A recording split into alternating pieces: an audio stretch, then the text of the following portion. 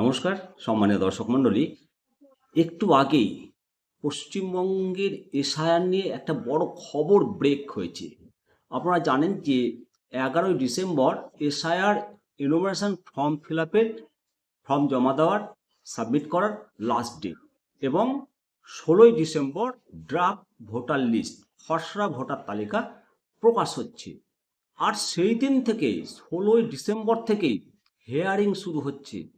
যাদের নাম draft voter লিস্টে উঠল না, যাদেরকে নোটিশ সার্ভ করা হয়েছে, আপনাদের হিয়ারিং শুরু হবে। হ্যাঁ, কোথায় হিয়ারিং হবে সেটা তো অবশ্যই জানা দরকার। পঞ্চায়েত অফিস, ব্লক অফিস না, কোথাও হিয়ারিং হবে না, পঞ্চায়েতেও না, ব্লক অফিসেও নয়। হিয়ারিং হবে একমাত্র জেলা শাসকের দপ্তরে, অর্থাৎ ডিএম অফিসে হিয়ারিং হবে। এবং কমিশন সূত্রে খবর যে এই হিয়ারিংয়ের সম্পূর্ণ সময়টা ওয়েবকাস্টিং করতে হবে এবং সেটাকে সংরক্ষণ করতে হবে। এনোমিনেশন ফর্ম জমা শেষ হওয়ার আগেই এই কর্মযজ্ঞকে যথাযথভাবে সম্পন্ন করার জন্য তোড়জোড় চলছে, গোটা পশ্চিমবঙ্গে তোড়জোড় চলছে এবং রাজ্যের সমস্ত ডিইওদের দপ্তরে ইতিমধ্যে ব্যস্ততা শুরু হয়ে গেছে 16 তারিখ হিয়ারিং করার জন্য। এবং সবশেষ পাওয়া খবর অনুসারে আজকে সকালে কলকাতাতে স্পেশাল রোল অবজারভার 5 জন বড় অফিসার পশ্চিমবঙ্গে এসেছেন। ওনাদের মধ্যে হলো কৃষ্ণ কুমার নিরালা, পঙ্কজ যাদব, শ্রী কুমার রবিকান্ত সিং, নীরাজ কুমার বানসার, অলোক তেওয়ারি।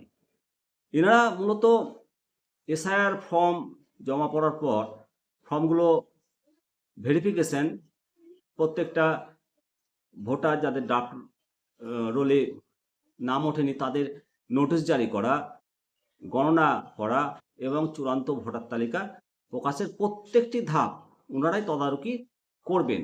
নির্বাচন কমিশন চাইছেন যে ভোটার লিস্টটা যেন প্রকৃত ভোটার ওঠে, একটাও যেন বাদ না পড়ে, আর একটাও যেন ভুয়া ভোটার বা অবৈধ অনুপ্রবেশকারী ভোটারের নাম না ওঠে, এটা নিশ্চিত করতে চাইছে।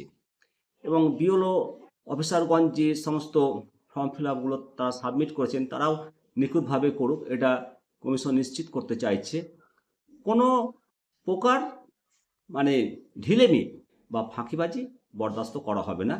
তো সুতরাং যারা নোটিশ পাবেন আপনাদেরকে জেলা শাসকের দপ্তরে গিয়েই হিয়ারিংয়ে অংশগ্রহণ করতে হবে এবং প্রয়োজনীয় যে 11টি কাগজের কথা বলেছে, নথির কথা বলেছে, সেগুলো সঙ্গে রাখবেন। যে কোনো একটি দুটি অবশ্যই সঙ্গে রাখবেন। ভালো থাকবেন। অবশ্যই আপনাদের মতামত জানাবেন।